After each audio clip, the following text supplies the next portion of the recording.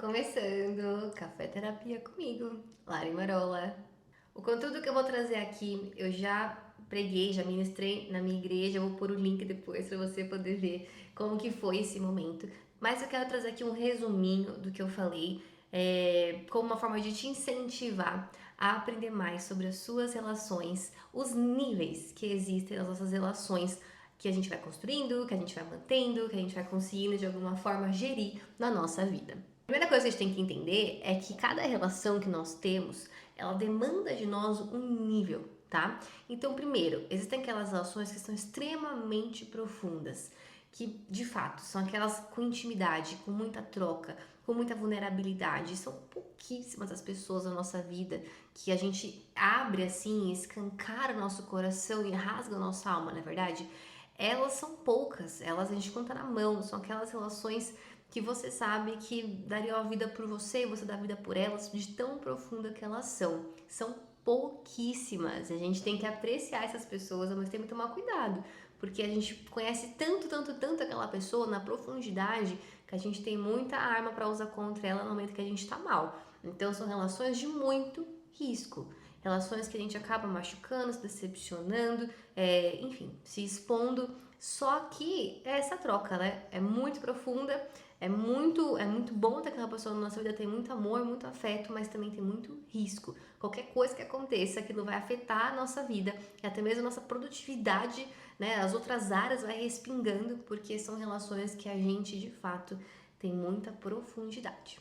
Agora, existem outras relações que eu chamo aqui de relações de médio risco, que são aquelas relações que são aquelas amizades. A gente tem uma certa profundidade, uma certa intimidade, só que não é tão profundo quanto a outra que eu falei. São relações que acabam sendo mais brandas, né? A gente sai pra se divertir, sai pra comer alguma coisa, sai pra conversar, a gente até pode desabafar, mas não tem aquela profundidade, a gente não se abre por inteiro, né? Tem camadas ali que a gente não revelou, ou porque talvez a gente tá tentando provar essa confiança, ou porque a gente tá conhecendo, ou porque a gente não quer mesmo, né? Abrir tanto a nossa vida para aquelas pessoas. Então são relações de médio risco. A gente tem a troca, sim, com certeza, mas os riscos diminuem. Se a pessoa der uma mancada com a gente, puxa, vou ficar triste, tudo, mas logo eu supero. Diferente daquela lá de muita profundidade, que a gente vai demorar um pouco mais para superar. Depois dessa relação de médio risco, tem aquelas que eu chamo de baixo risco, baixíssimo risco, porque de fato são colegas, né? Pessoas que estão na nossa vida, talvez no trabalho, ou talvez, né, no lugar que você mora, que você tem aquela troca todo de elevador. Oi, tudo bem? Como você tá? Tô bem? Ai, que bom, então tá bom. Como tá a família? Tudo bem? Então tá ótimo. Tchau, cada um pra sua casa. São relações com mais baixo risco. Então, de fato, se qualquer coisa acontecer com aquela pessoa, se ela fizer algo contra você, sabe assim? Tanto faz. Porque não te atinge. A troca que vocês têm é tão baixa, a profundidade é tão baixa que também quase não tem risco. E por fim, existem aquelas pessoas que são indiferentes, que não tem troca nenhuma, logo não tem risco nenhum. Então, pessoas que moram do outro lado do país, você não tem convívio, gente, qual que é o risco que tem? Você nem conhece, né? Ou pessoas que você de fato tirou da sua vida, que você não tem mais contato. Então não tem mais profundidade, não tem mais troca, também não tem mais risco daquilo te ofender, te machucar, ou acontecer algo com você em relação àquela pessoa. Então, quando a gente percebe o nível de profundidade equivale ao nível de risco que a gente vai ter nas nossas relações, a gente entende como construir melhor essas trocas. Então, toda vez que eu abro muito o jogo para alguém, automaticamente eu estou abrindo também a chance de riscos, de me machucar, de me ferir, né, de talvez não dar conta daquela situação porque não estou preparado para aquilo. Então, as nossas relações, elas andam nisso, na quantidade de troca que a gente tem de profundidade e, consequentemente, no risco que teremos por conta daquilo. E aí, eu gosto sempre de trazer a Bíblia, né, para essas reflexões. E hoje eu quis trazer para ilustrar o que a gente está falando aqui, Jesus e os seus 12 discípulos. Não tem como falar de Jesus, da sua passagem aqui na Terra, sem mencionar esses homens que estavam ali com ele e de alguma forma contribuindo para a sua jornada, para a sua missão. E eu vou falar um pouquinho aqui sobre cada um dos amigos que Jesus tinha, como uma forma de te mostrar a preciosidade que é nós termos na nossa vida pessoas que a gente vai ter mais proximidade ou que vai ter menos profundidade, mas vão ter trocas ali que vão ser legais para os dois lados. Lembra, Jesus tinha 12, mas tinha aqueles 3 que eram os mais chegados. não é? Ele tinha 12, mas tinha aqueles que os defendiam, como Pedro, na ponto de cortar a orelha do guarda quando tentou pegar Jesus ali para levar para a morte de cruz. Então existem pessoas dentro das nossas relações que são aquelas que se diferem de outras, e está tudo bem. Agora vamos ver aqui como que era cada um dos amigos de Jesus e sua personalidade. Primeiro que eu quero falar é sobre Pedro. Pedro, você vai ver bastante sobre ele lá em Mateus 26. Eu não vou falar o versículo aqui, depois você procura, mas a gente vê que Pedro, ele era um amigo leal. Ele era pescador, ele foi um pregador incrível, ele foi um dos discípulos mais próximos de Jesus. Ele de fato reconheceu que Jesus era um mestre, ele, sabe, exercia liderança, ele falava mais que os outros. Em todos os momentos, né, Pedro ali se destaca por conta disso. Na nossa vida, na sua vida, pode ser que você tenha um Pedro, uma pessoa que você ama, que é leal, que é trabalhadora, que é fiel, que é impulsiva muitas vezes. E é bom ter um Pedro na nossa vida. Uma pessoa que questiona, uma pessoa que tá ali para confrontar, uma pessoa que às vezes não vai passar a mão na sua cabeça, mas vai falar o que pensa. E ao mesmo tempo você vai poder também ter essa troca de falar o que você pensa. E ele, Jesus e Pedro, tinham isso, tinham essa honestidade, tinham essas trocas muito profundas. E Pedro não tinha vergonha de perguntar para Jesus o que ele tinha dúvida. E ao mesmo tempo Jesus também não tinha medo e receio de questionar Pedro e confrontar Pedro. Então essa troca dos dois era muito profunda e ao mesmo tempo com muito risco, mas eu acredito que eles souberam gerenciar isso e desenvolveram algo muito legal juntos, porque mesmo depois que Jesus partiu, né, morreu e tudo mais, Pedro continua a missão e a presença de Jesus na sua vida o transformou de tal forma que ele depois levou isso para frente. Então, tenha pessoas na sua vida como Pedro, que não apenas transformam a sua vida, mas também podem transformar a vida de outras pessoas porque você a alcançou de alguma forma. Outro amigo de Jesus, André, que eu considero aqui o amigo maduro. Você vai ver um pouquinho sobre ele em João 1, 35 a 40. André, ele era irmão de Pedro, mas mais do que isso, ele era o mais velho da turma. Ele era o mais maduro. Não tem tantas coisas sobre ele, tá? Mas de fato o que mostra sobre ele na Bíblia mostra que ele é uma pessoa mais do bastidor, mais madura. Ele tinha uma visão diferente dos outros e ele pregava muito com as suas ações. E na nossa vida é legal ter um André. Tenha amigos mais velhos do que você. Tenha pessoas com experiências de vida, sabedoria, porque em momentos muito difíceis é legal ter essas pessoas para a gente poder pedir conselho. Tenham pessoas mais velhas na sua vida, não só de idade, mas também de experiências, com mais maturidade, que você olha e você se espelha, que você vê como modelo, porque Jesus tinha aqui, ó, um homem mais velho na sua turma, um homem mais maduro, com esse olhar de mais vivência. E para nós também fica como lição, tem um amigo como esse na sua jornada. Depois, tem aqui a história de Tiago. Tiago, você vai ver lá em Marcos 10:35, ele era um amigo ambicioso. Tiago, que era irmão de João, ele era pescador, os dois eram pescadores. E alguns descrevem, né, Tiago como um menino, um homem que era mais individualista, mais ambicioso, mas com Jesus na sua vida, andando com ele lado a lado, ele se tornou alguém com um poder muito grande de aliviar a dor das pessoas e ajudarem a encontrar a Deus. A reflexão que eu tenho quando eu penso em Tiago é como nós temos influenciado as pessoas na nossa vida. Talvez a intimidade que Pedro tinha com Jesus era totalmente diferente do que ele tinha com Tiago. Talvez não era tão íntimo, tão profundo, mas isso não inibiu Tiago de aprender muito com Jesus, ser impactado com ele de tal forma que ele foi transformado. E aqui fica, né? Se nós tivermos um Tiago na nossa vida que tem aí atitudes que a gente, nossa, que desnecessário. Será que a gente vai ter coragem de influenciar essa pessoa para ela ser transformada através da nossa vida? Eu sempre penso nisso. As pessoas que estão perto de mim, elas estão melhores?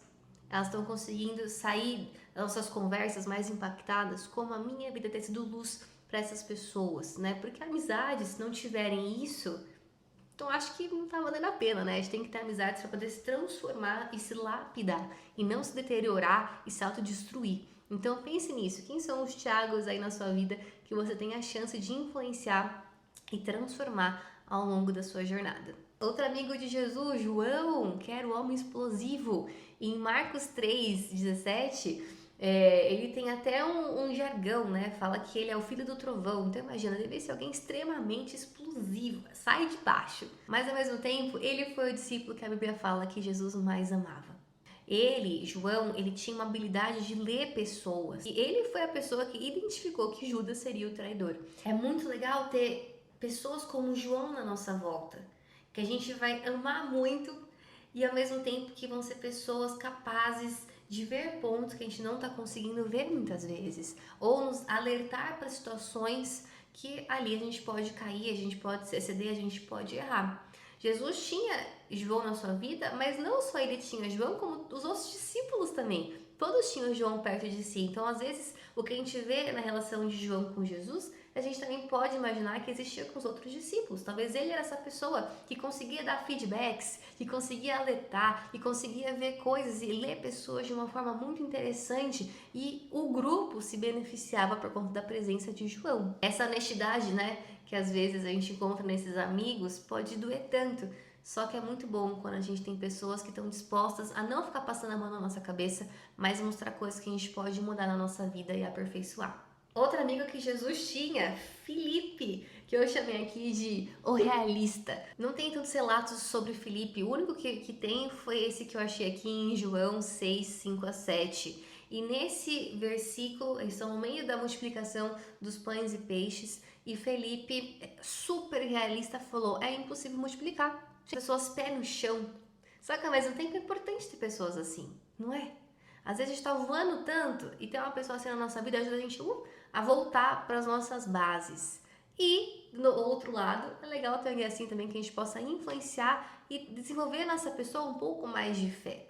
Talvez você vai atrair na sua pessoa pessoas que não têm fé, não acreditam nelas, não acreditam na vida, não acreditam que coisas boas podem acontecer. E por que não você não ser esse canal de ajuda, de auxílio para essas pessoas? Ou se você é alguém extremamente frio, perfeccionista, crítico, hiperrealista, igual Felipe era, talvez tenha que ter na sua vida pessoas com mais fé, com mais espiritualidade, com esse olhar voltado, né, para a esperança, porque isso vai ser interessante na jornada de vocês, na troca de vocês. Próximo discípulo, Bartolomeu. E eu coloquei aqui Bartolomeu como um amigo que desmerece. E em João 1,46 mostra que quando Filipe foi falar para Bartolomeu que ele encontrou Jesus, que ele era o Messias, Bartolomeu falou: mas pode ser alguma coisa boa de Nazaré? Mas pode ter alguma coisa boa daquela pessoa? Olha a situação, olha a família. Pode ter alguma coisa boa dali? Como você está sendo tão otimista? Que vai sair de bom daquele lugar? Às vezes, a gente vai ter perto da gente pessoas assim, que nos desmerecem, que nos rebaixam, que não conseguem ver a nossa história, a nossa superação, que sempre vão estar colocando a gente para baixo. Até Jesus teve. Bartolomeu foi um exemplo disso. Ele desprezou, desmereceu o passado de Jesus, mas estava lá, do lado dele. E o que a gente pode aprender com isso? Que muitas vezes a gente vai atrair pessoas assim ao nosso lado, querendo ou não, às vezes está no trabalho, não tem muito o que fazer, né? A pessoa trabalha com a gente, está do nosso lado, mas não significa que a gente tem que destratar essa pessoa, pagar o mal com o mal. Pelo contrário, a gente pode influenciar aquela pessoa, porque muitas coisas que ela está jogando para fora são só projeções dela mesma. E quando a gente começa a mostrar isso com muito amor, com muito cuidado, a pessoa ela pode ser transformada, porque os incomodados são os únicos que podem mudar no fim das contas. Se a gente não está incomodado com algo, a gente não quer mudar, a gente está naquela zona de conforto. Mas quando algo começa a incomodar, a gente pode mudar. Isso é um grande presente que a gente dá para essas pessoas que muitas vezes nos desmerecem, nos distratam, olham para a gente com desdém, mas estão nos cercando. Então, a gente tem que aprender a conviver da melhor forma possível. E até Jesus tinha um discípulo como esse no seu grupo. Tomé, o amigo pessimista. Tomé era aquele homem que, ao mesmo tempo que era pessimista, que tinha que ver para crer, também era muito devoto a Deus. Uma pessoa que viveu uma guerra interna, não é mesmo? E como que isso vinha para fora? Essa insensibilidade dele de não conseguir ver em Jesus talvez o sofrimento, a dor, o passado e questionar aquilo como assim, nossa, se é mesmo, me prova, eu quero ver. Isso nos mostra que se Jesus teve ao seu lado uma pessoa assim que tinha que ver para crer, quem dirá nós? Às vezes no seu trabalho, na sua família, você tem alguém que nunca acredita em você ou que olha, desdenha o teu passado. Ah, não foi nada. Eu já passei por coisa pior. Deixa eu ver a marca da sua mão. Deixa eu ver se é verdade que você realmente passou por isso. Eu quero ver a tua cicatriz, eu quero ver, né? E essas pessoas que têm essa necessidade de ver o sangue da outra jorrar para se sentirem bem e completas, são pessoas que estão tão insensíveis diante da vida, tão críticas dentro delas mesmas, e isso só vem para fora em forma de projeção. Eu acho que talvez o Tomé, ele pode se mostrar como alguém na sua família, ele pode se mostrar como um professor, como um colega, seja como for. Se alguém te ofende, se alguém tá ali para não validar o seu esforço, o seu valor, lembra sempre de quem você é. Volta a olhar para você. Eu já atendi pessoas que dentro da sua família eles tinham alguém assim igual Tomé, que ficava, sabe, invalidando, não reconhecendo o esforço, o sacrifício, uma pessoa que às vezes não era grata, uma pessoa ali que estava sempre insensível diante da dor do outro. E eu trazia esse questionamento. Essa pessoa pode ser que ela não está conseguindo ver que ela é insensível porque ela mesma dentro dela está passando por dificuldades. Mas isso não anula quem você é. Saiba quem você é, lembre quem você é, se mantenha firme nesse lugar, porque é um lugar muito seguro para você. Outro amigo de Jesus, Mateus, o amigo desprezado. Mateus, a profissão dele era de coletor de impostos. Então imagina, devia ser alguém extremamente desprezado. A galera devia ter repulsa dele por conta do que ele fazia, da profissão que ele tinha. E minha reflexão nessa conexão que Jesus fez com Mateus é: será que se alguém estiver ao meu lado, a minha luz ela vai brilhar ao ponto do outro também brilhar, ou ela vai se apagar ao ponto de eu me tornar aquilo que aquela pessoa está emitindo? A gente tem esse senso comum de que me diga com quem tu andas que eu te direi quem é, não é verdade? E é muito mais fácil a gente se corromper do que a gente somar. Eu sei disso. Então, toda vez que alguém se aproxima de mim com um problema, com uma situação que a gente só vê o pior, se eu estiver na vida dessa pessoa, eu tenho que impulsionar de tal forma que a luz que está em mim vai fazer com que a escuridão dela diminua. E não que a minha escuridão aumente por conta disso. E a gente tem que ter essa linha muito tênue acontecendo, porque é muito mais fácil a gente ficar no obscuro e ser influenciado do que influenciar. Mas se alguém entrou na sua vida precisando de alguém, talvez para acolher, para ajudar, porque essa pessoa é marginalizada e é desprezada, então você tem uma grande missão ali, de fazer com que essa pessoa brilhe de tal forma, e você, por outro lado, tem que tomar muito cuidado para não se apagar. Tiago, o amigo ofuscado. Tiago, ele não tem nem versículo que fale sobre ele, eu nem encontrei. Talvez ele era aquele homem que ficou na sombra. Ele foi chamado de um menor. Foi como os outros, né, que se destacaram por algum motivo. Contudo, ele era um dos 12. E isso é algo relevante. A gente tem aqui que observar. Se alguém à minha volta está tendo mais sucesso do que eu e eu estou ofuscada, eu estou fora dos holofotes, como que eu me sinto em relação a isso? Se eu estou agora em holofotes no palco, mas tem alguém do meu lado que está na sombra ali, que está escondido, que está muito no bastidor, que não tem sucesso, como que é a minha relação com ele? Como que é meu posicionamento em relação a ele?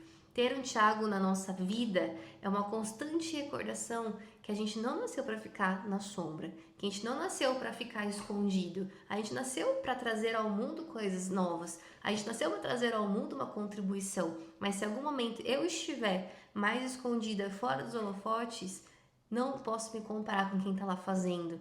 Cada um tem seu momento, tem que entender qual que é o meu. Diante dos outros discípulos, talvez ele aqui era o menor, mas se Jesus o escolheu, é porque de alguma forma ele tinha muito para acrescentar, e ali nos bastidores ele fez muita coisa acontecer. Judas Tadeu, um amigo questionador.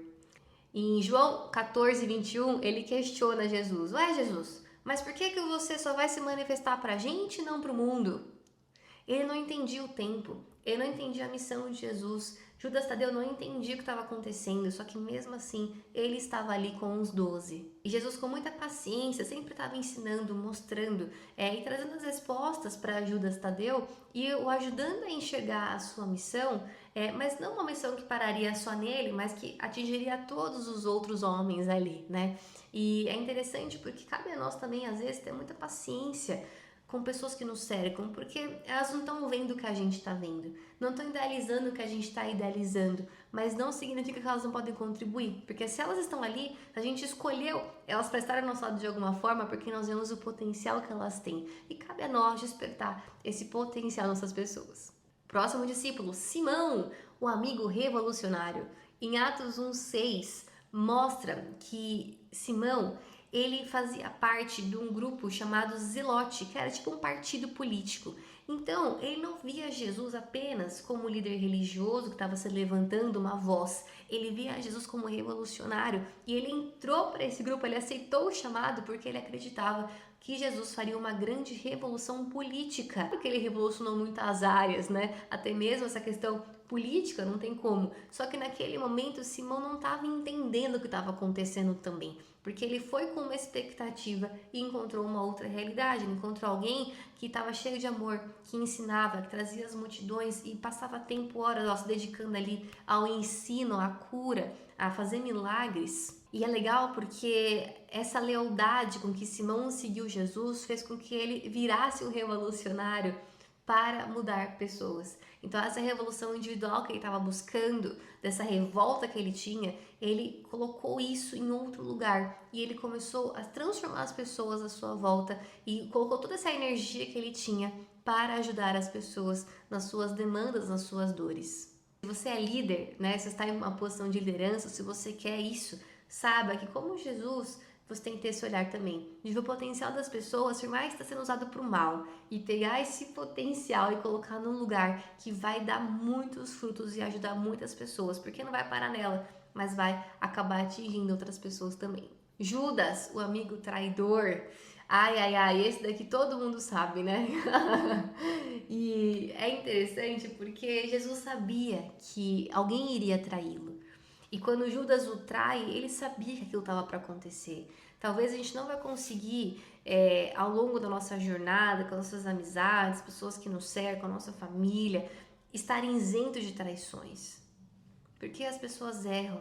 E Judas, por sinal, se arrependeu tanto que tirou sua própria vida depois. Essas provações que a gente passa, elas podem ensinar muito para nós. Como a gente vai reagir diante de uma traição. Como que a gente vai lidar com pessoas que nos machucam, que acabam nos fazendo sangrar. Jesus, ele sabia, mas em momento algum ele amaldiçoou Judas. Em momento algum ele desprezou Judas. Pelo contrário, eles estavam ceando na mesma mesa. Jesus já sabia o que Judas ia fazer.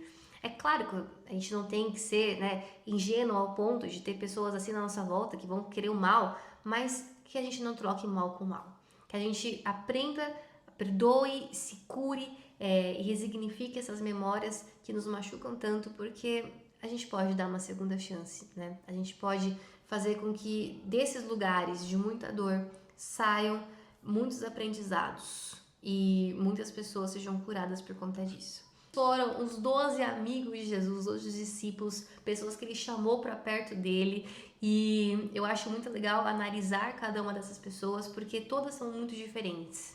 Todas, como a gente falou lá no começo, estão no nível de amizade, o nível de entrega e o nível de risco. E a gente percebe que aquelas que quanto mais proximidade tiveram de Jesus, maior foi o risco, tanto de exortação, quanto de questionamento, quanto de entrega. Só que quanto mais profundidade, mais coisas também legais eles escolheram. Essas trocas, né, por mais que a intensidade tenha sido média ou com muita profundidade, todas acabaram influenciando não só aqueles homens, mas também as pessoas que olhavam, que observavam, que estavam perto deles ou por onde Jesus andava. E que na nossa vida a gente também possa fazer isso. Não importa quem são as pessoas que se aproximam de nós ou aquelas que se afastam de nós, que sempre a gente possa ter algo para entregar para elas que marque as suas vidas e que faça com que elas sejam melhores.